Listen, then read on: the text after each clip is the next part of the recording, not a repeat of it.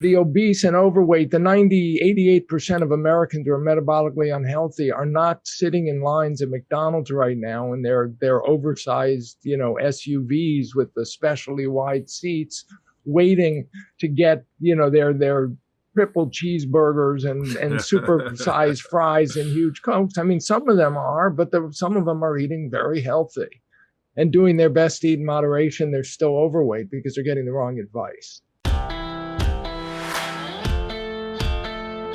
Welcome to the Doctor's Pharmacy. I'm Dr. Mark Hyman. That's pharmacy with an F, F-A-R-M-A-C-Y, a place for conversations that matter. And if you've heard the buzz about keto and are wondering what it is, if it works, if you should do it, or if it's going to kill you, this is the podcast you should want to listen to because it's with my good friend, incredible award-winning journalist, Gary Taubes. He is one of my heroes. In fact, it is one of his original articles that got me thinking about the whole idea of, is a calorie, and is sugar actually worse than fat? Back in 2002, when he wrote the New York Times magazine article, which was called Big Fat Lie, right? Wasn't it called Big Fat Lie? What if it's all been a big fat lie? Yes. Yeah. And hi, Mark. Hi, Gary. Gary was the co-founder and director of the Nutrition Science Initiative, or NUSI. He's the author of many books, which are really deep dives into issues that we all care about. The Case Against Sugar, which I'm a huge fan of. Why We Get Fat, which is a very concise little book that explains exactly why we gain weight. And Good Calories, Bad Calories. Again, these are just, in my mind, some of the top books in the nutrition health field, have been most investigative books I've seen about the truth of the science without any filters or any sort of obfuscation through the ways that we usually get our data.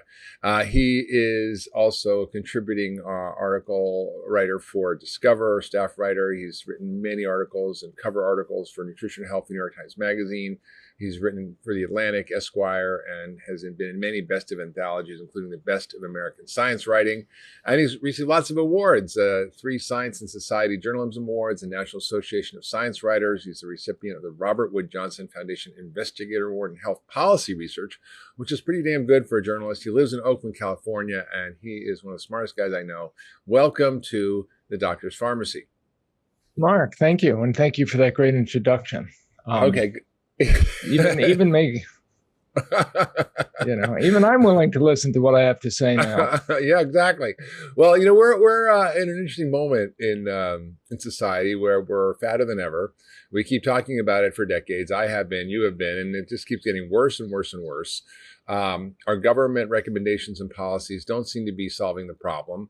And certainly the advice we're getting from our doctors and nutritionists often is not effective either, which is eat less and exercise more. It's just calories in, calories out. Have you written a lot about this in the past?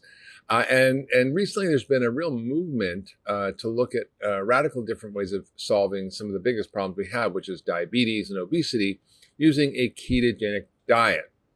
And for those who are listening, a ketogenic diet is essentially a 70% fat diet, cuts out almost all carbohydrates, and has moderate amounts of protein. It's definitely not exactly an Atkins diet. It's a little bit different than that, and it's been around for a long time in medicine, but it's recently being used for all sorts of conditions, from cancer to diabetes to Alzheimer's, and it's been used for decades for epilepsy by neurologists. So you really become an expert on these issues as a non-doctor scientist. You probably have read more of the scientific papers and more of the data on this than most doctors or scientists. And you've been busting a lot of the big myths that really we are facing in the world of food.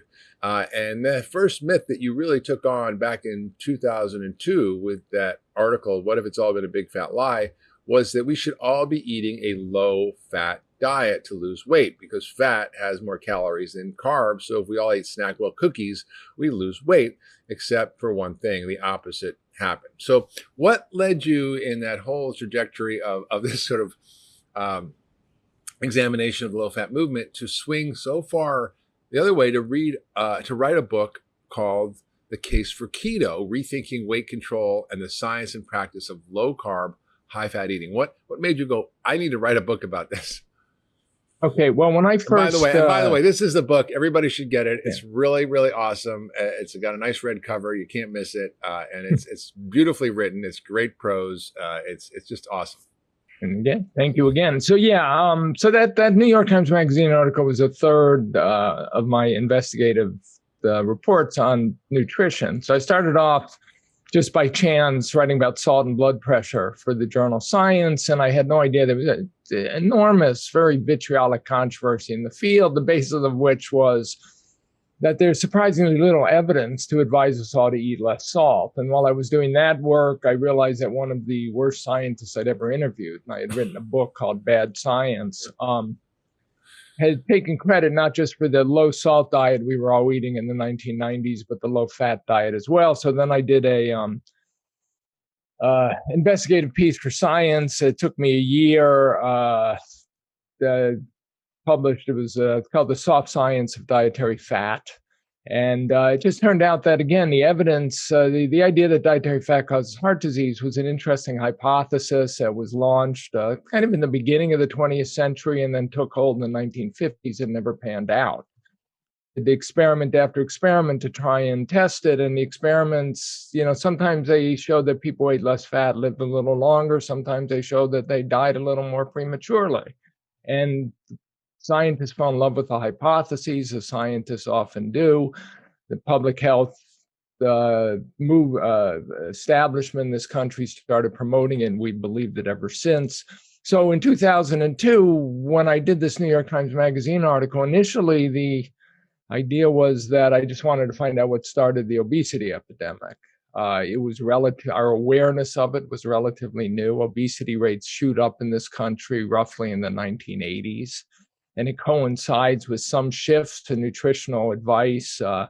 We go from eating sugar to eating high fructose corn syrup. So that was one hypothesis. Michael Pollan bought into that idea and was promoting it.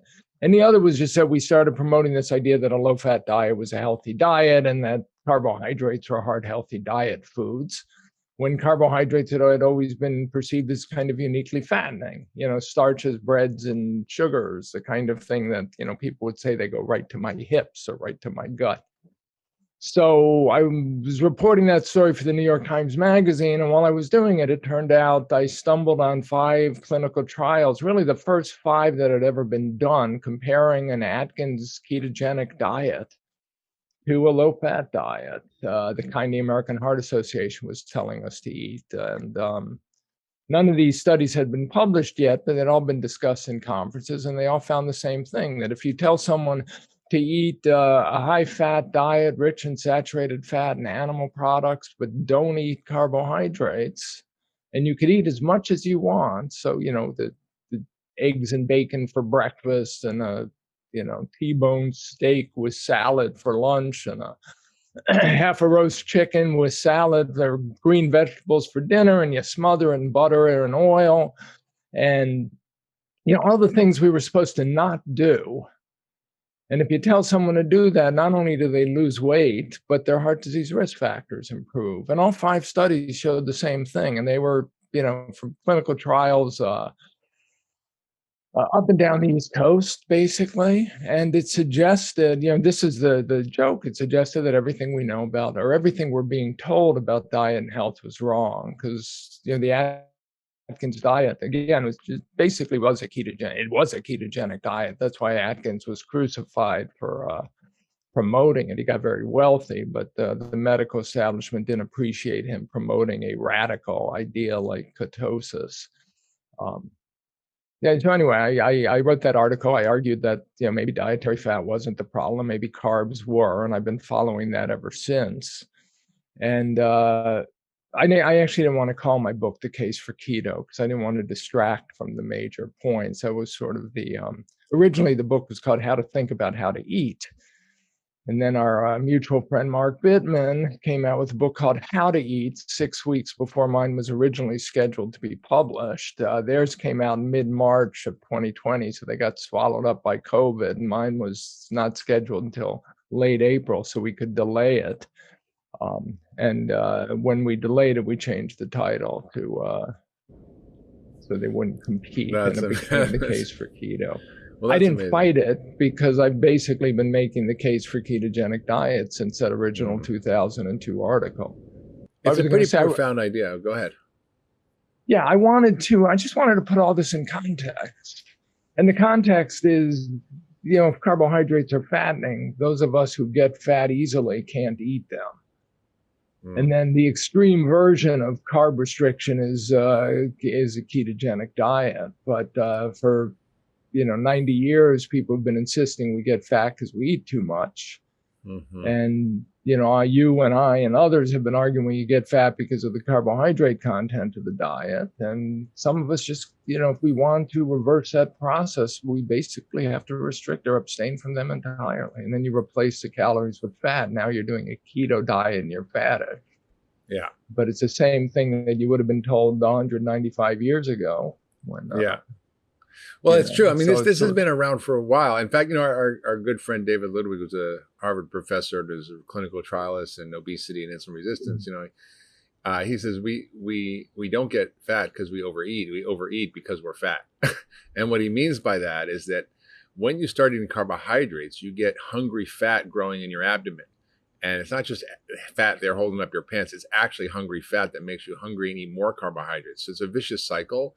And it causes fat storage, slows your metabolism, increases hunger, and locks the fat in the fat cells. It's literally a one-way turnstile. Once the fat gets in, which comes from the sugar, is turned into fat, it can't get out. So it's kind of a disaster. And he said something to me once, which just blew my mind and made it all make sense to me. He says, remember your training about type 1 diabetics. Type 1 diabetics, an autoimmune disease where the pancreas is damaged and you cannot make insulin. These people have, we call it polydipsia, polyphagia, and polyuria, right? So they're constantly thirsty because they're peeing out all the sugar and salt and everything, but they're hungry. They're starving all the time, which is polyphagia. And that means that they can eat 10 or 20,000 calories a day and they will not gain a pound. In fact, they will lose weight. So why is that? It's because they have no insulin, and you need insulin to gain weight. And the whole key to keto is that it shuts off that insulin. And so, one of the whole issues here is this whole calorie myth, which you dissected in your book, Good Calories, Bad Calories. Can you take us down a little bit of why we're still so stuck on this? Why? In fact, David Ludwig sent me a paper from the American, I think, Endocrinological Society that was relatively recent by a whole panel of experts on obesity, very renowned people. And they all came down and said, it's all about the calories. And I was like, I thought we were over that one. So it's not just all about the calories, because they're willing to accept that counting calories doesn't really help anyone anymore. It's this idea that it's all about energy balance. Right. So what David Ludwig is saying, the idea is, you have the different foods have different effects on our hormonal status, and whether or not we accumulate fat is determined primarily by hormones, insulin and glucagon. So insulin is the dominant one, and glucagon is a sort of a counter hormone.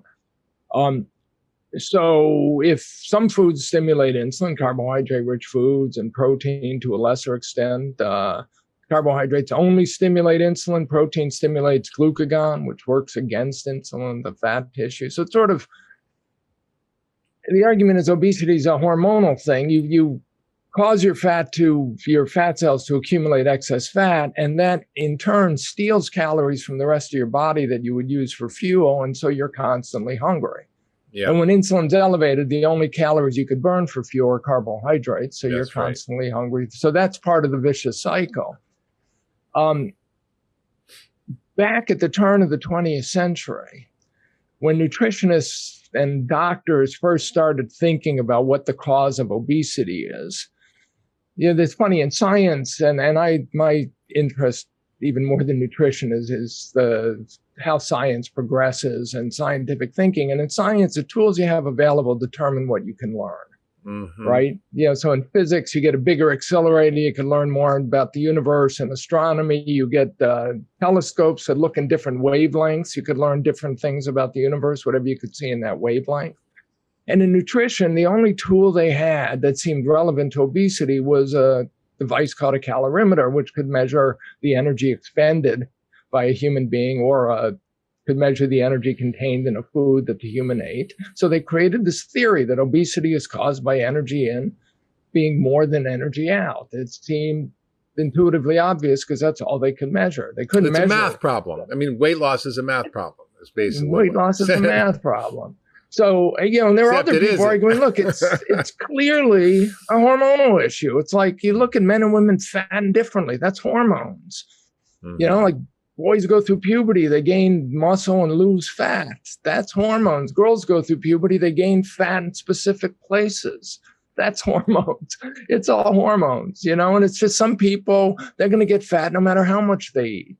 Or the only way they're going to stop themselves from getting fat if they starve themselves. Yeah. And this was the German and Austrian clinicians who were doing the best medical science in the world at the time argued this. And it didn't matter. An American came along, a guy named Louis Newberg, University of Michigan, and claimed he had done the first experiment ever. This was 1930.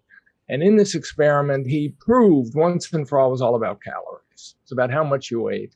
And it was always about how much you ate. And no matter what the excuse, like, women, when they go through menopause, they gain fat. Now, animals, when they go through menopause, if you remove the ovaries from animals, they'll gain fat. And that was well known even in the 1920s. So it seemed to be a hormonal thing related to estrogen. But with women, it was about eating too much. They sat down with their lady friends and played bridge and ate bonbon. I mean, incredibly sexist explanations for why it's never hormones.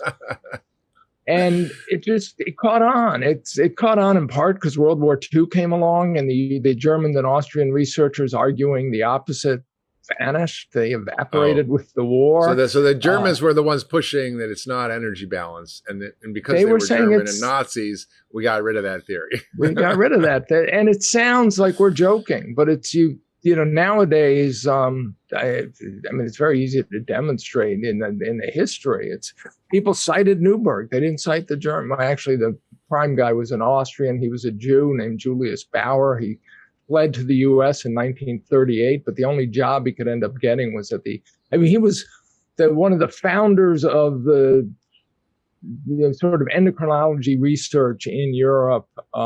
Very well known, pioneer in the field. Flees the Nazis in 1938 when they attack. They move into Austria. He ends up going to Baton Rouge, Louisiana. He works at LSU for a year, and then he goes to L.A. and gets a job at the Hospital of Medical Evangelists. And he publishes papers like Julius Bauer, Hollywood, California, and nobody pays attention.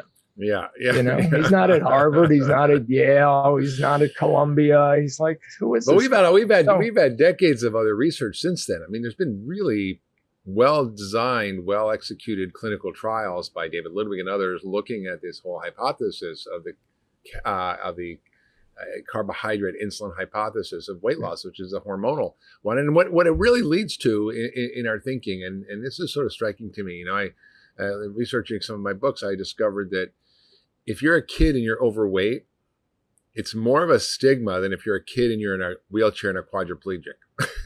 And we basically blame the person who's overweight for being fat. It's your fault you're fat. Just eat less and exercise more. And otherwise, if you don't, it's just because you're lazy and a glutton.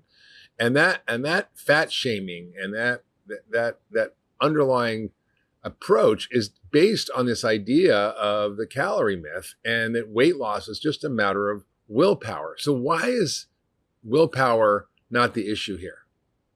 Well, again, it's based on this energy balance idea. If the obese child, maybe he's 40 pounds overweight at age 12, that means his fat, he's been storing 50 extra calories of fat a year in his fat cells. So why can't they fix that? Why can't they just eat a little less, store a little less, or exercise a little more, store a little less? And it's the answer that lean people come to is, well, they must not care enough. If it's about energy balance, and I make this point in the case for keto, if it's about energy balance, that absolutely, that creates the concept of fat shaming in effect. Because the assumption is always, if it's about intake and expenditure, then you should be able to take in a little bit less or expend a little bit more. It doesn't take a world of effort. We're talking about tiny numbers every day. So why can't people do it? And then you end up assuming it's because they don't want to. Yeah. Or they don't have willpower. You come up with, and it's interesting. By the 1960s, obesity research in the U.S. was dominated by psychologists and psychiatrists who were trying to figure out how to get those fat people to eat less. I mean, they didn't care. The idea that they just have a fat storage disorder. We have a fat storage disorder. Just like if you saw somebody walking down the street who was 8 feet tall, you wouldn't think about how much they eat and exercise. You would think he's got some kind of growth hormone dysfunction. Right. Even if you weighed 400 pounds, which often if somebody's 8 feet tall, they're likely to weigh 300 or 400 pounds. You don't care about how much they're eating and exercising. You care about the growth hormone issue and growth hormone receptor. But here, they just didn't think like that. And once they didn't, and this is the danger in any sort of medical scientific process, once you assume something to be true based on an assumption, then it's going to infiltrate everything you do, and it's going to affect everything you do. So David Ludwig does these terrific, very well-designed experiments to suss out whether or not obesity is a carbohydrate insulin problem or a calorie problem. Yes. And for the most part, his work has sided with his own preferred hypothesis, carbohydrate insulin. But there are other people who think the opposite, who claim that their experiments are just as well designed. And then you end up getting nameless. Yeah, they will remain. And the problem is, all we can do, like you as a physician and me as a journalist, is say, look, this worked, Well, I'm a practicing doctor, and I'm just humbled by seeing real patients in real time and not just looking at theory or scientific articles or textbooks, but actually seeing what works and what doesn't work, depending on the person. And this is really an important piece here. And you say in your introduction to your book, you say, I'm not writing this book for the lean and healthy of the world. I'm writing it for those who fatten all too easily. And I think that's the key line in the book. There are some people who can eat whatever they want and they're fine because they're highly insulin sensitive. But when you look back, for example, at the Native Americans in this country, there was no obesity, there was no diabetes, there was no heart disease. And now, second to Samoans, they're the fattest population in the world. Why? Because their diet changed from what they were adapted to an extremely high carbohydrate diet. They were great at starvation. They were magnificent at managing scarcity, which hundreds of genes do that. But I don't think the Native Americans dealt with a lot of scarcity in this country. Well, I mean, they might have had to deal with some scarcity. In hunter-gatherers, they could get food, but there was food, but it was tough, right? It wasn't like it wasn't that tough. When Lewis and Clark, when Lewis and Clark, crossed the country in 1805, they had to push the buffalo out of the way on the Great Plains. Literally, you've got these herds of millions of buffaloes. But they had to. But historically, we've gone through periods where, it wasn't always easy to go to the grocery store and get food. So we are really well adapted to starvation. And then there's a whole class of people that really this book is for. The Case for Keto, Rethinking Weight Control and the Science and Practice of Low-Carb, High-Fat Eating. Everybody should get a copy.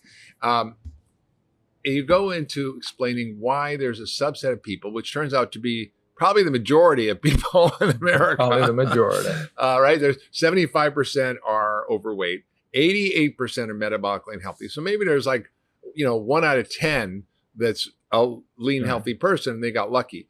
But for the rest of us, carbohydrates make a difference. Hey, everybody, it's Dr. Hyman. Thanks for tuning into the Doctor's Pharmacy. I hope you're loving this podcast. It's one of my favorite things to do, and introducing you to all the experts that I know and I love and that I've learned so much from.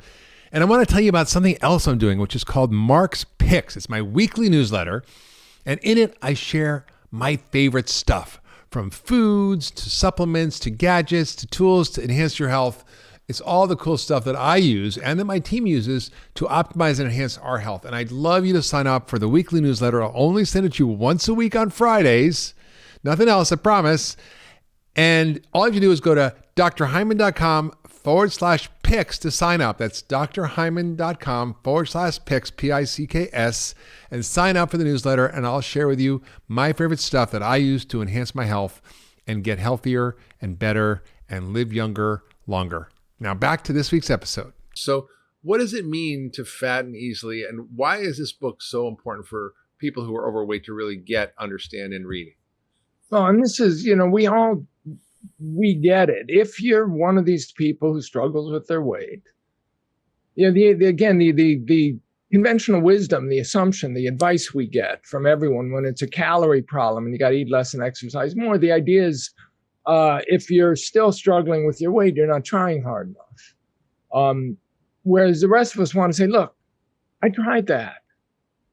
I did eat less, exercise more. I spent the decade of the 1990s hungry. Okay. I gained weight anyway. This is what it means to, it's like I restricted my calories. I ate in moderation. Michael Pollan and I tried my best to eat not too much, and I got fat anyway. So we're different from the lean people. So a lean person comes along and they think, okay, I eat in moderation. This is my issue with David Katz. And I hope David Katz someday reads the, Yale affiliated doctor who has become a major spokesman for the sort of mostly plant movement. And the world is full of these, healthy, lean, buff physical trainers and marathoners. And they think, I eat in moderation, I'm lean, I eat in moderation, and I exercise. Therefore, if everyone else ate in moderation, exercise, they would be lean too, which is not true. And if they don't eat in moderation and exercise, or if they're not lean, it means they're not eating in moderation and they're not exercising enough. So I have to tell them, eat in moderation, don't eat too much, eat a healthy diet, fruits, vegetables, whole grains. And the point is, we all did that. Yeah. We're not the obese and overweight. The 88% of Americans who are metabolically unhealthy are not sitting in lines at McDonald's right now in their oversized, SUVs with the specially wide seats, waiting to get, their triple cheeseburgers and super-sized fries and huge Cokes. I mean, some of them are, but some of them are eating very healthy and doing their best to eat in moderation. They're still overweight because they're getting the wrong advice. And that's what I'm trying to communicate. We've been getting lean person's diet advice for the past century. This is what I eat. Therefore, this is what you should eat. What I'm arguing is that those of us who fatten easily, if we eat what they eat, we're going to be either fat or hungry. Those are our two choices. And possibly both. Yeah, that's both. Right. That's and right. That's as a practicing doctor, I see this in real time by looking at people's hormones and their metabolism and their insulin levels and their lipids and their inflammation. I can tell often just by looking at somebody because I've had so much experience, but just looking at their lab test, which type of metabolism they have. And the truth is, and I often feel bad and I apologize to my patients because I say, listen, I didn't design this. I'm not the creator of your biology. I'm just the interpreter. But I'm telling you, if you really want to stay healthy and avert all the diseases of aging, because they're all connected to this mechanism of high insulin, right? Heart disease, cancer, diabetes, dementia, depression. I mean, I could go on and on. If you don't pay attention to this, you are going to be in trouble. And the truth is, like you were saying, what do these lean people have in common? They're insulin sensitive. I don't know if you know Jorge Pletsky. He's a cardiologist at Harvard, a preventive cardiologist. He said, Mark, if you were to take a group of 100-year-old people who had absolutely clean arteries, they'd have one thing in common. I said, what's that? He said, they'd be insulin sensitive, meaning they are very good at producing very low levels of insulin that are extremely effective in the body that don't require them to produce more and more to get the same benefit. And sort of like that's what insulin resistance is. It's essentially when your cells become resistant to the effects of insulin, so you produce more and more and more and more to keep your blood sugar normal. But eventually, that burns out and you get diabetes. But even before you get diabetes, it just causes the weight to pile on and all the metabolic issues. Yeah, and this is, those people who, I mean, you could guess if you've got a weight problem. This is right, though, the first symptom a doctor is supposed to look for to diagnose metabolic syndrome, which is, we could call insulin resistance or hyperinsulinemia syndrome. And the first symptom you're supposed to look for is your waist size is increasing. You're getting fatter. And then it's high blood pressure and low HDL cholesterol and high triglycerides and glucose intolerant. You're becoming diabetic. All those things are happening. And the way you fix it is remove the cause of it. The cause is first, the highly refined grains and sugars. But then for many of us, and this is where you start going into sort of keto diet land, for many of us, it's all carbs.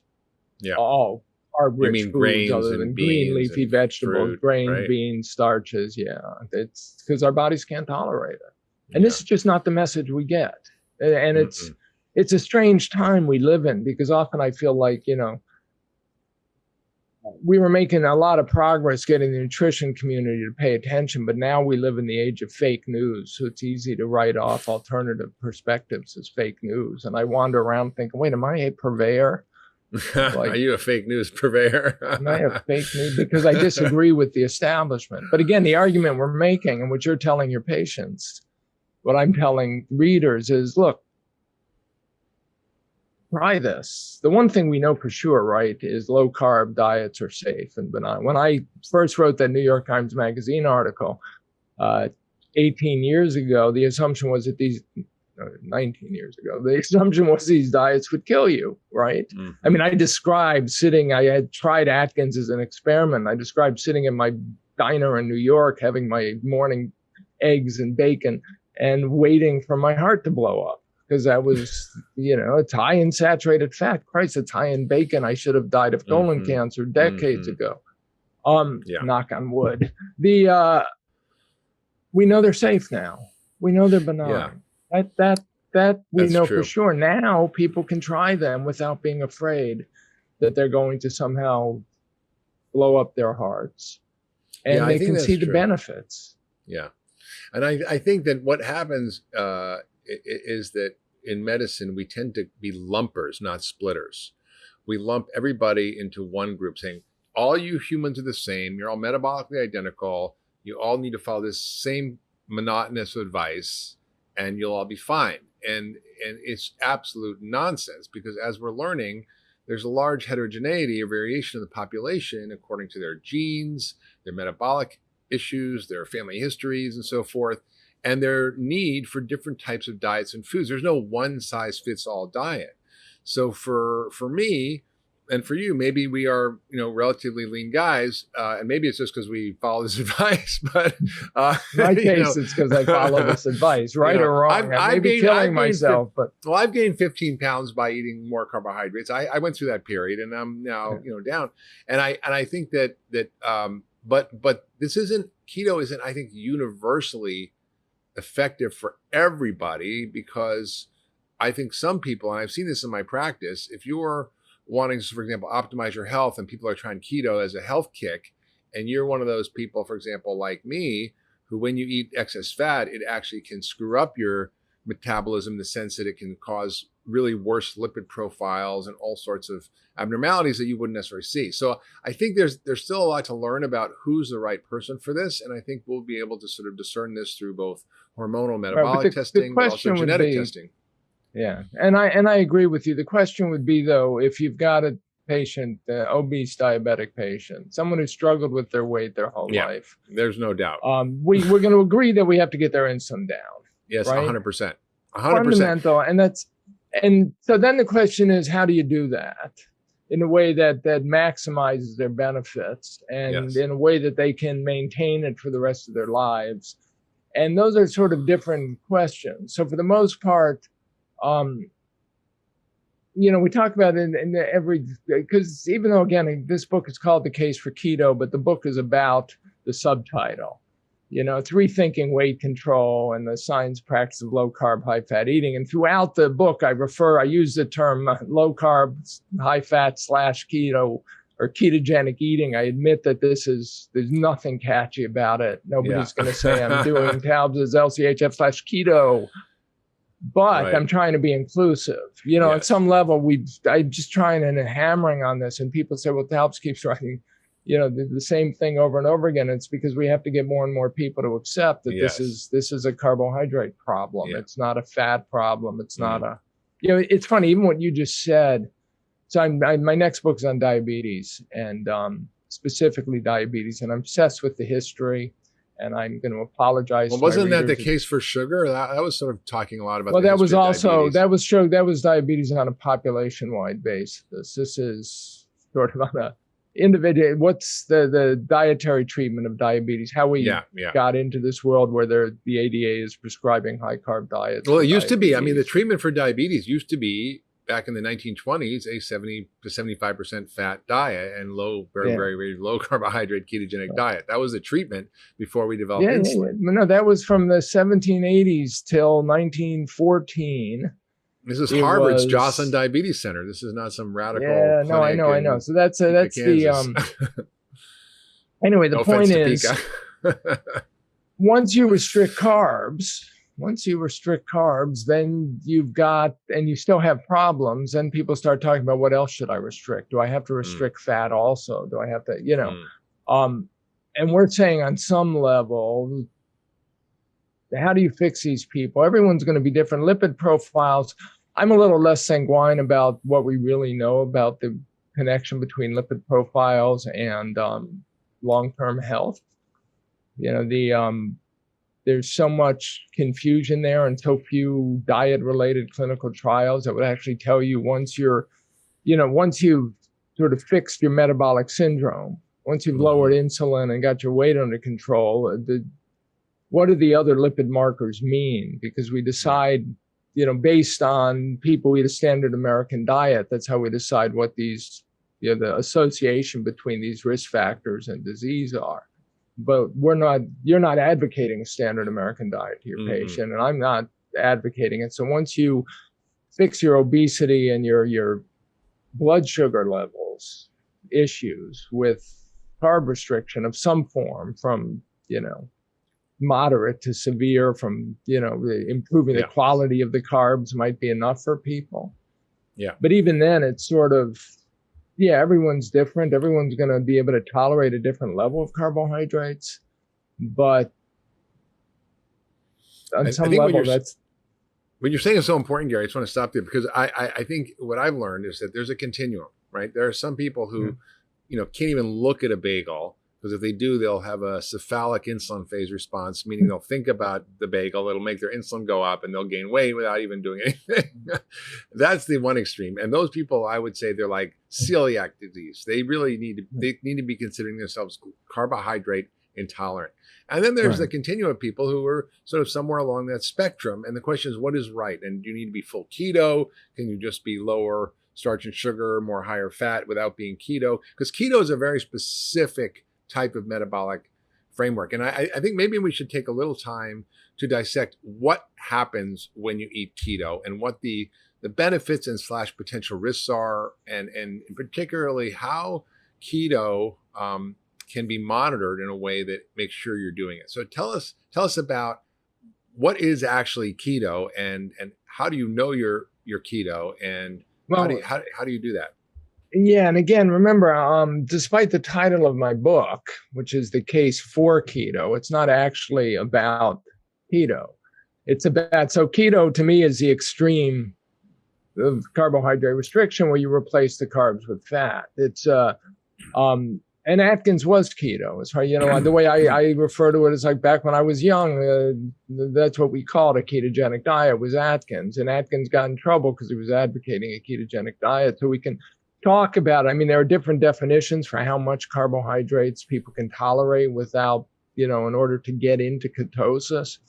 But one of these things I did in this book is I interviewed 120 odd physicians from around the world who had converted to our way of thinking.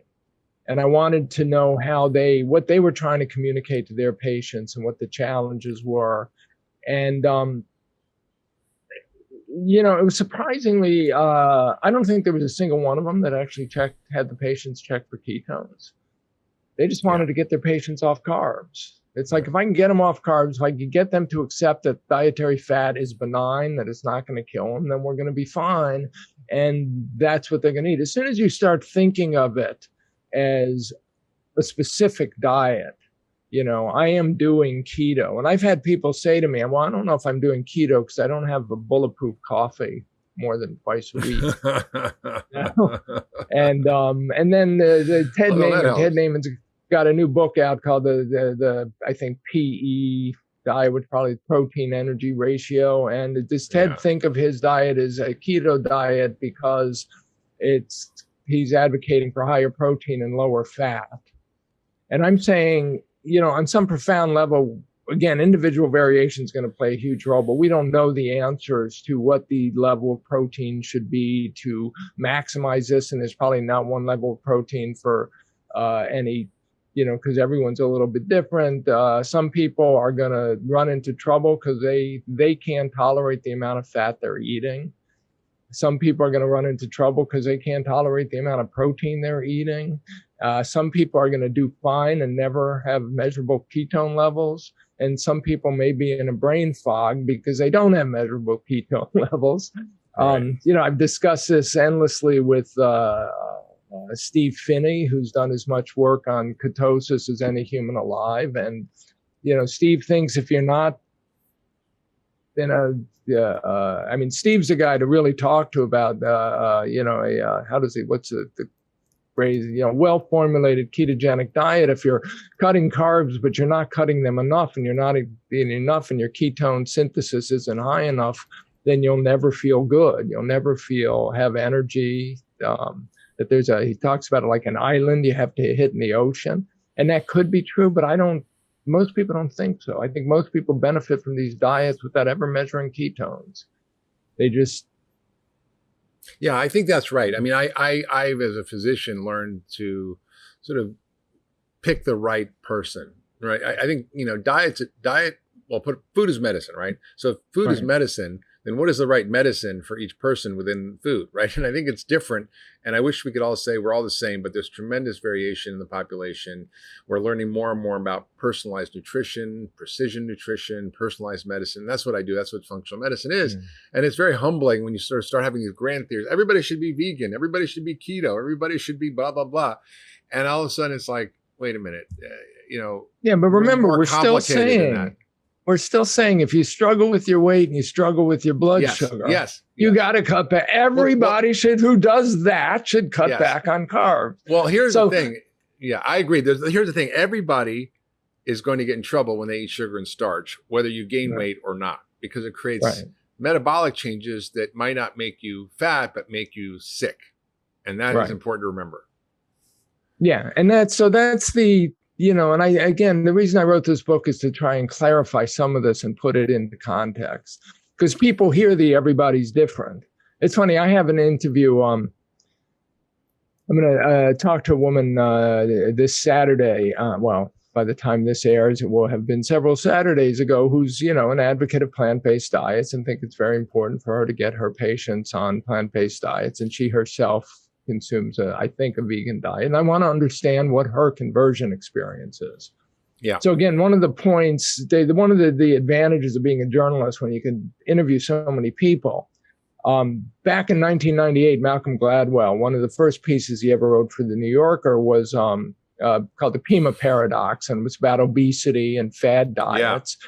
And Malcolm kind of made fun of how diet books are written. So and he made fun of diet book authors. He said, it's always the same, right? There's a formula. They're getting fatter or they're getting disease X, and they try the conventional wisdom and it doesn't work. And then they get frustrated and they go into the bowels of the medical school library, and in some dusty tome of medical knowledge, they find something they try and it works for them. And then they try it on their patients and their patients get healthier.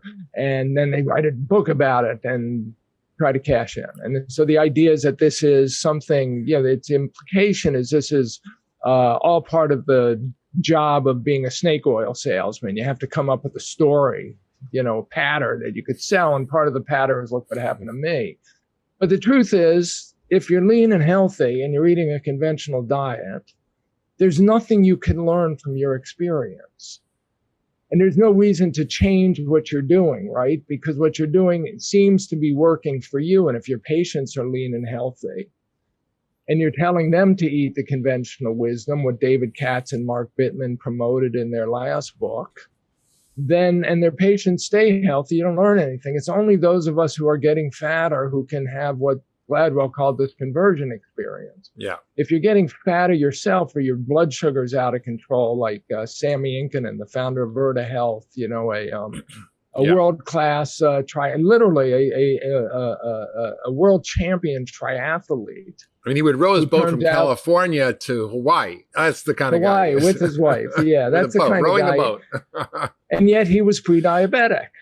Mark Cucuzella. Why? So what's going on? So that's, once you have a problem. He was eating all the goos, all the sports goos, the gels, which are pure sugar. So despite the incredible physical activity, he's poisoning his body. I'm not so sure medicine is food is medicine. It could be. I use the word benign a lot. It's like harmless, but I do think food can be poison, and our job is to identify what the poison is. But the problem is, if you're not being poisoned, if you're not getting fatter or getting diabetic, then you can't learn from your experience. There's nothing you can do that will tell you that the conventional wisdom is wrong. So again, it's people like us. We go through this. All these physicians went through this conversion experience. Every last one of them. Yeah. And I always say the smartest doctor in the room is your own body. Like, you have to see what affects you, which foods make you feel good, make you feel bad, which foods actually make you gain weight or lose weight, and pay attention, because smarter than any lab test or doctor is your own body's response to the food you're eating.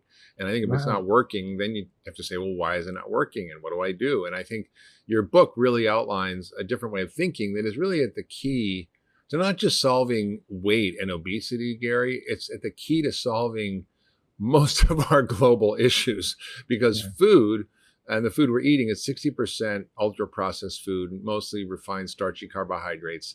It's driving this pandemic of obesity. It's also driving the pandemic of chronic disease, heart disease, cancer, diabetes, dementia, and more. It's literally killing 11 million people a year around the world. I mean, we think COVID's bad, but there's far more people that die every day from eating the wrong food than from COVID or any other disease combined. And it's all related to this underlying mechanism of high levels of insulin sustained over a lifetime that drives aging. It's really the fundamental mechanism of aging, and reversing it is the fundamental strategy to longevity, well-being, weight loss, to all the solving of all of our chronic problems and all their downstream consequences of the economic impact, of climate change, of social injustice. So many things are connected to this.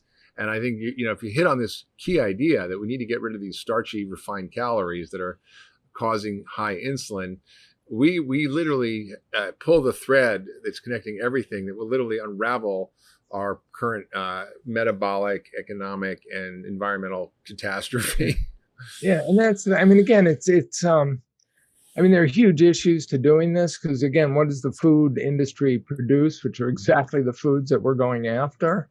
And saying people can't. I had to I dropped my son off the school bus, thank God, this morning at 7 a.m, and I stopped off at Safeway to pick up some butter. And I'm walking down this aisle, and I want to call it the diabetes aisle, right? It starts with not the sports drink. It starts with the high caffeine, high sugar drinks on the left, and it's got the chips on the right and the chips on the left. And then I move down to the sodas, and then I go to the sports drinks, and the chips go to the, from potato chips to the. I love it. You can have a cancer aisle, a heart disease aisle, a dementia aisle, a diabetes aisle. That would be great. Seriously, it was like. I love that. And that's the thing. The world doesn't have to go keto. One of the things that runs in that the keto, the low-carb movement has run into lately is the idea that livestock is bad for the environment. Livestock, the significant producer of greenhouse gases, and I don't know enough about this science to comment. So I'm willing to assume that it's, for sake of argument, that this is true and it's a problem and it's got to be dealt with. But the underlying assumption is that if we all go plant-based, we'll all be healthier. The phrase used by this Eat Lancet commission that was headed by Walter Willett at Harvard, and has made such inroads into pushing this plant-based movement for everyone, is it's a win-win situation. We know that if we eat plant-based diet, we will be healthier. We know if we eat a plant-based diet, the world will be healthier. And again, the point is, we don't know that. The lean people of the world, they can eat a plant-based diet. They're fine. All of us can improve our diet and be healthier by getting rid of, the refined sugar and the stuff in the diabetes aisle of the supermarket. All of us will be healthier, but some of us have to go further. We just have to, we have to cut out carbs, and plant-based foods come with carbs attached. That's the name, with the exception of olives and avocados. That's, And if anybody wants to dig into the whole meat, no meat, climate change, health, so forth issues, we've done a lot of podcasts on this. But the short answer is, it's not the cow, it's the how. And if you grow factory farmed animals, yes, they're an abomination. They should be outlawed, and they're devastating human health, environmental health, animal welfare, and destroying our soils and polluting our waters and poisoning us with chemicals. So that there's no doubt about that or disagreement. However, there's a movement of regenerative agriculture which has the hypothesis that you can actually raise animals in an integrated ecosystem of a farm that builds soil, that conserves water, that eliminates the need for chemicals, that produces healthier food, more profitable for the farmers, and actually maybe healthy. In fact, some guys like Fred Provenza, I don't know if you've heard this research, Gary, but Fred Provenza is a rangeland scientist from University of Utah or Utah State, who's now working with folks at Duke and finding that animals that are allowed to forage on a wide variety of plant foods actually uptake all these phytochemicals and have much different nutrient profiles, much different metabolic profiles when you eat them. The one favorite study I always quote is the kangaroo study in Australia, because you can get kangaroo meat there, and they fed them, gram for gram protein, the same amount of feedlot beef for kangaroo meat, and the feedlot group had increased inflammatory biomarkers, and the kangaroo eaters actually got better. They were healthier. They had lower inflammation as a result.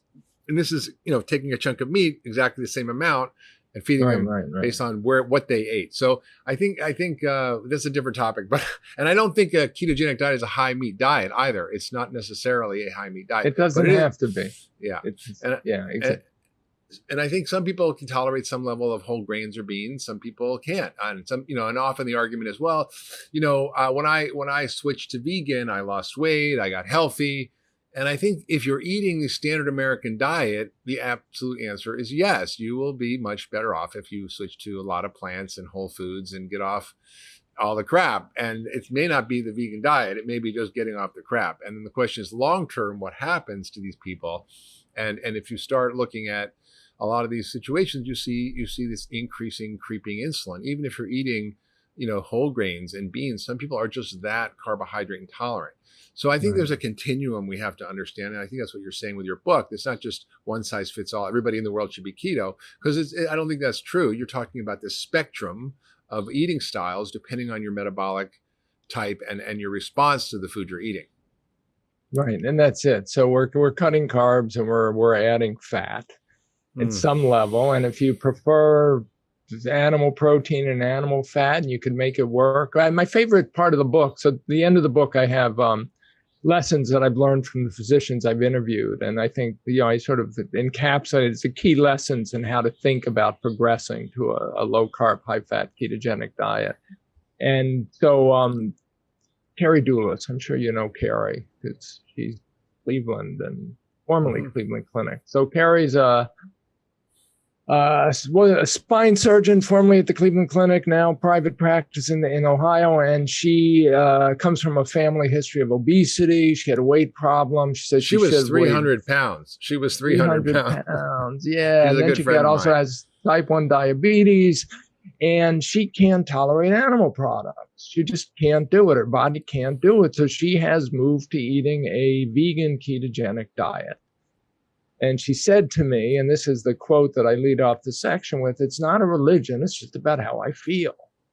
Right. And that's a thing we're all doing. It's about how we feel. And that's, again, it's part of the learning process of learning how to do these experiments. I mean, you and I probably do it naturally. It's like some issue comes up in your life. My wife always she's been living with this for far too long, but I'll make some comment about how I feel, and I go, I can't understand it. And she says, you always said that. And I go, well, what I can't understand is why I feel like this today. Yeah. So I'm trying to understand it in terms of what I ate yesterday or the day before that, because I think it's related. And can I change my diet in such a way that I don't feel like I do today in the future? And what do I have to do? And over the course of, among the vices we talked about before we got started, all the vices we've given up, part of the reason we've given up these vices is because they don't make us feel good. Mm-hmm. I no longer drink alcohol, not because I have any moral or ethical issues with alcohol, but quite the contrary. It's just the next day I tend to feel like crying all day long. Oh, and, Gary, I'll give you a hug. Don't worry. Yeah, there we go. So, a hangover you could fix with aspirin. Depression, you can't. Yeah. So eventually, slowly over the years, it's become but because I'm paying attention to how I feel the next day. And in my case, it doesn't need a lot of attention to be paid to notice it. But these are the kind of things you can do with all issues of your diet. Well, you're right. If I start adding beans back to my diet and I gain 10 pounds and I find that I'm craving beans, black beans doesn't matter, healthy beans, just like they might eat in the blue zone. But when I add it back to my diet, I gain weight and I don't like the weight. And I don't like the fact that I'm now craving the beans. Maybe it's better than I don't eat them. Yeah. They're bad for me. They might be fine for David Katz or Mark Bittman. That's right. But they're not fine for me. That's right. That's right. We're all different. Yeah. Yeah. And I think we have this amazing opportunity now to start to teach people about personalized nutrition and food as medicine. And I think one of the things that people don't understand, and you sort of highlight this with what you said, I think it's important for people to really get this. Most people don't connect what they eat with how they feel. Right. And food is the single biggest modifier of your biology every day.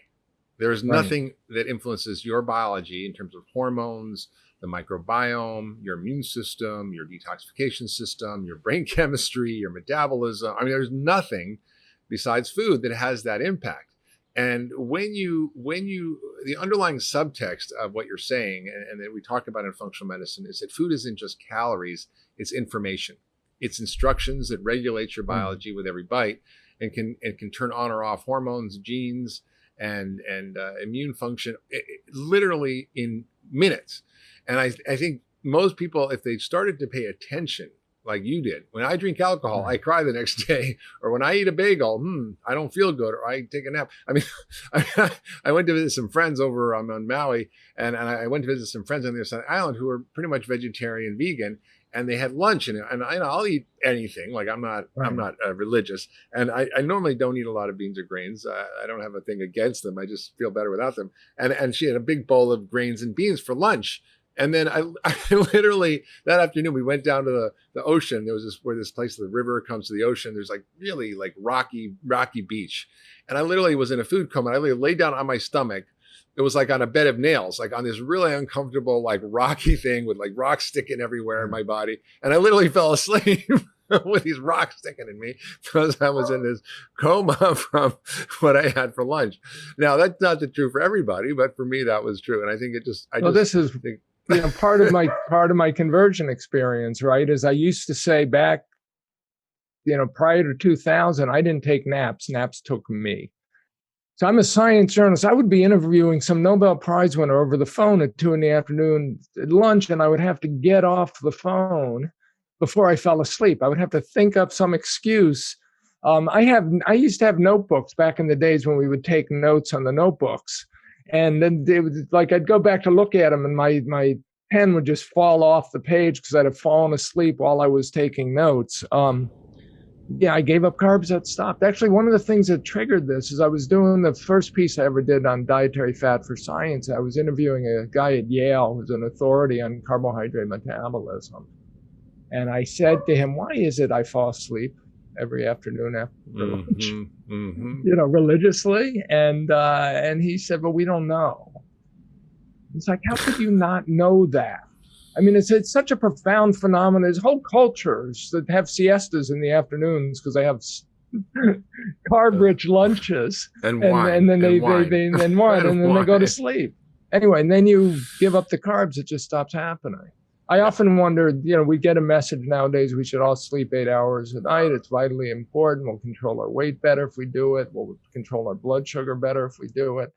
But one of the things that happened when I cut out sugar, starches, and grains, I stopped needing to sleep as much. So I can get by on 5, 6 hours of sleep. And I constantly have this struggle that I should be sleeping more. And yet if I sleep more, I'm actually less alert. So it's sort of, again, individual variation and being aware of your body, because we don't need a clinical trial. And this is the point I make in the book. We're taught, well, you don't know if these, and again, we don't have enough clinical trials to know if this is good for you. Well, we do have the 100+ completed clinical trials of ketogenic diets, and it's undeniably, beneficial over the course of at least a couple of years. And then it's hard to imagine that somehow it all goes bad the longer you do. But people who don't like this message can imagine anything. So I'm not going to, but you don't need a clinical trial to tell you if this will change your ability to control your weight and blood sugar. Yeah. Particularly weight. It's just do it. Yeah. But do it right. Well, that's the thing. I mean, I think I'd love you to sort of share some of the clinical trials that have been recently done around diabetes, because I think the data is so striking that it's really worth talking about, because we are now facing a pandemic of obesity and diabetes. In fact, 1 out of 2 Americans is pre-diabetic or type 2 diabetic. It's the #1 driver of our economic costs within Medicare, which is, if Medicare was a company, it would be the biggest corporation in the world with a budget of over $1.3 trillion a year. And it's a good third of that, and probably more if you include prediabetes. So talk about what we've learned from these rigorous clinical trials using ketogenic diets on type 2 diabetics who are actually on insulin, on medications, severely overweight, and how it compares to sort of other trials and treatments for diabetes. Well, the story with diabetes has always been the same. Is it the carbs or is it the calories? Okay, this is the recurring theme going back to 1913.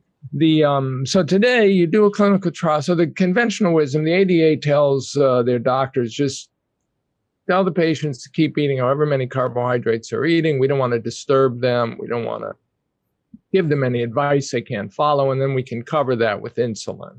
And the insulins we have are so fancy and so exotic these days, so high tech that this won't be a problem. Except then when they look at population wide insulin control, you find out that it's actually worse than it's ever been. So both type 1 and type 2 diabetics are doing bad jobs at controlling their insulin, at controlling their blood sugar.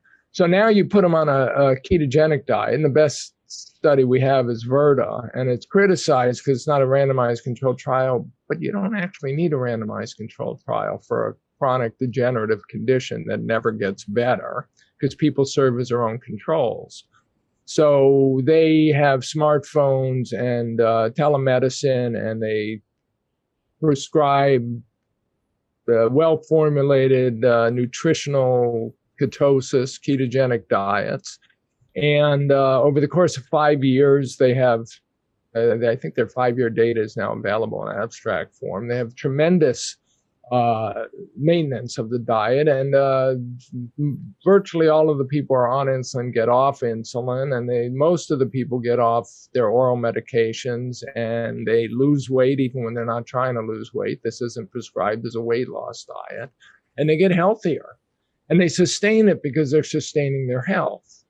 On the flip side, you've got a trial in England that got a lot of attention, where you put people on, I think it was 600 calorie a day, semi-starvation diets. It's even more than semi-starvation. That also will lower insulin levels and will put the diabetes into remission. But now you have a problem with, what do you do when the people go back to eating the way they used to? Yeah, because you can't eat 600 calories your whole life. You can't stay on 600 calories your whole life. So, and one of my issues with the nutrition, diabetes, and obesity research community to begin with is they just keep reiterating the same thing. Like a sign that a science is pathological is they keep saying the same thing over and over again, doing the same experiments over and over again, and they never make progress. And so what we know from these trials is you advocate abstinence from sugars, grains, and starches, and beans, and people get healthy. They'll get off the type 2 diabetes will go into remission, and they knew that pre-insulin, as you said. The pre-insulin, it was known as the animal diet. And type 2 diabetics, we didn't use that terminology back then, but the physicians in the 19th century knew that older people got their diabetes older and heavier, had a more less acute chronic form of the disease, and they could put it into remission and basically live perfectly healthy lives so long as they didn't eat carbohydrates. Yeah. Don't eat the foods that you can't tolerate. How difficult is that? And what struck me was the Virta trials, which essentially is an online digital disruptive healthcare delivery system using coaches and high touch points with pretty advanced diabetics. And our friend Sarah Halberg and others, and this is some of the data you're talking about, were able to see within a year, 2 years, a 60% reversal, not just improvement, but reversal of diabetes with normalization of glucose, lipids, A1C without medication, a 90+% reduction in insulin, 100% elimination of some of the key diabetes medications, and a 12% weight loss, which may not sound like a lot to people, but if we see a 5% weight loss in a weight loss trial, that's dramatic. The results seem to be sustained at 2 and even longer now years. And they did a follow-up study looking at all the biomarkers around heart disease, which was fascinating. So the concern that people have is, oh my God, if I eat fat, what about my cholesterol? Cholesterol is causing heart disease. It's going to get bad. Can you talk about, how you would address these concerns about eating a high-fat diet and lipids and heart disease, and what this trial showed that was the impact on lipid profiles? Well, and this is, the issue with LDL cholesterol has always been the problem with these low-carb, high-fat diets. Even when I was doing my first piece for Science, one of the researchers I interviewed was a guy named Pete Ahrens at the Rockefeller Institute in New York, and Ahrens was probably the best scientist in the field in the 1950s, 1960s. And he told me the story of a young woman, a Broadway actress who came to see him. She had gone on Atkins to keep her weight under control. And, her cholesterol went up to 600. Right? You have to get her off the diet because the diet's going to kill her. That's the idea. So a lot of people would eat this high fat, high saturated fat diet. The phrase now thrown around in the community is that they're hyper responders and their LDL cholesterol goes up or their LDL particle number goes up. Yeah. The good news is it used to be that would happen. The doctor would, say you're going to kill yourself. You can't eat this way anymore. Now, an improvement, they'll say, well, look, since you've dropped 50 pounds and your A1C has come down from like 10 to 6 and we've gotten you off your medications, maybe you should continue to eat this way, but let's monitor the cholesterol, or let's put you on some, low dose statin to try and control the cholesterol. And everyone feels differently about statins. And I don't know what to think because I have friends I respect on all sides of this.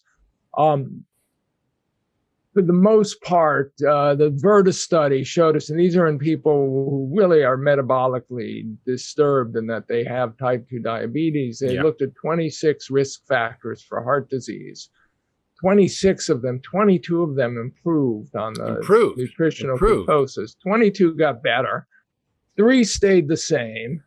And LDL cholesterol occasionally got worse. And of course, sometimes it can get better too.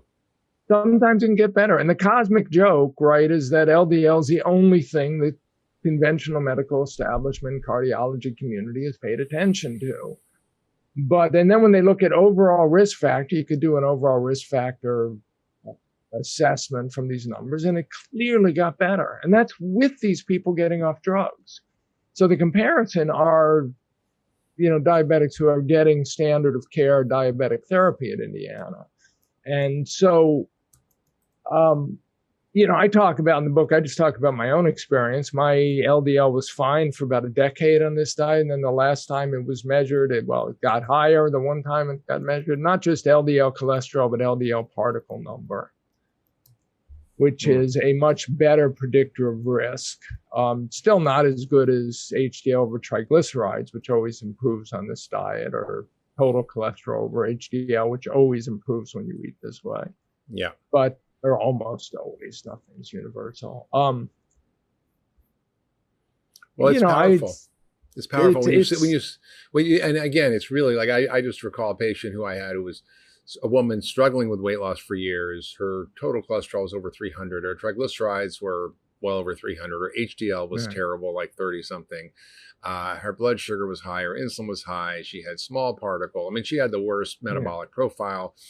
And I said, listen, eat coconut oil and butter and get off of all the starch. And let's see what happens. Just, I don't know. Let's try it. 6 weeks, 2 months. There's no harm in a short-term trial. And then I measure, right? Trust but verify, right? As Reagan said. Right. And then I checked her lab tests. Her cholesterol dropped 100 points. Her LDL dropped like almost that. Her HDL went up 25 points. Her triglycerides dropped 200 points. I was like, and she lost 20 pounds. Another guy was a skinny little biker who wanted to try keto for performance and athleticism. And he was in his 50s, and he just, was biking 4 hours a day and just doing all this. And his numbers just went through the roof. So it just LDL though, I assume. No, not the his particle number, his small particles. I mean, everything went haywire. And I noticed the same thing for me. I'm one of those lean mass hyper responders. I probably shouldn't announce that because people will send me all kinds of hate mail or hate messages on social media. But if I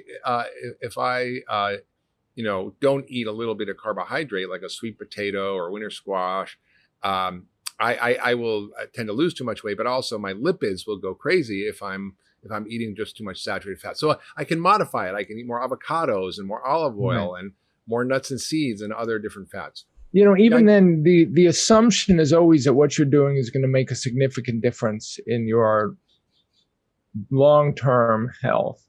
And this is the issue that, again, I discuss in the book.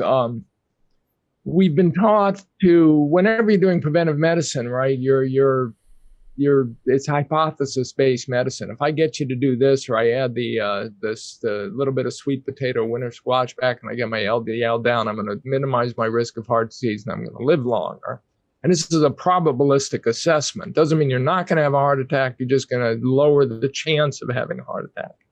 And the flip side is, if I get you to eat the coconut oil and the butter and get rid of the carbs, I can watch you get healthier. So not only will your lipid profiles get better, but I could literally watch you get healthier. I could watch your weight come down and your sleep disturbances improve and your mood will improve and your energy will improve. And, you'll walk in the office 3 months from now. And this is why people like us can sound a little quackish, and you'll be a different person. Yeah. Absolutely. And Gary, your book is such a brilliant analysis of the science, but it's also got a lot of practical aspects called the plan, where you go through a number of principles of how to think about doing this, how to work with a doctor, and how to get started. So it's not just sort of an abstract, theoretical, historical analysis. It's actually very practical. And I really encourage people to get a copy of The Case for Keto, Rethinking Weight Control, and the Science and Practice of Low-Carb, High-Fat Eating, because if you are one of those people who are metabolically unhealthy, the 88% of us, it's now more important than ever to really get this right and get your insulin down, because COVID-19 disproportionately affects those who have poor metabolic health, including obesity, overweight, prediabetes, diabetes, and chronic disease, which is all connected to insulin. And Gary, what's exciting is your book focuses on weight, but keto is being researched for cancer, for improving, for example, responses to chemo and radiation, for obviously reversing diabetes, for heart disease, for dementia. It's now becoming a standard recommendation. I had a patient was at Stanford, and they were like, I've got Alzheimer's, and they told me to be on a keto diet, or brain or epilepsy or other conditions. This is what's so amazing, because the conflict we're up against, we've got U.S. News and World Report. Every year they give their diet ratings. And every year they tell us the Mediterranean diet's the healthiest, and then the DASH diet, which is supposed to lower your blood pressure. And they'll look at 35, 40 diets, and the worst are always low-carb, high-fat, ketogenic diets. Always the least healthy around. And yet, if you go to clinicaltrials.gov, which is the website that the government has to register clinical trials, and just stick in ketogenic as a keyword, you'll pull up, as of last week, about 250 different trials. 100 of them have been completed. The others are still in the works. And it's basically, you name a medical condition, somebody is testing a ketogenic diet somewhere in the world to see if that will make it better. Yeah, I mean, I use it for heart failure patients, and the results are amazing because it improves mitochondrial function. And we didn't really talk about it, but your body has two. It's like AC/DC. It's like an electric hybrid Prius, right? It can run on carbs or run on fat or run on both. But if you actually switch to just running on fat, it seems to burn cleaner. It seems to have all these downstream metabolic effects. And something that we really didn't talk about was aging and insulin aging.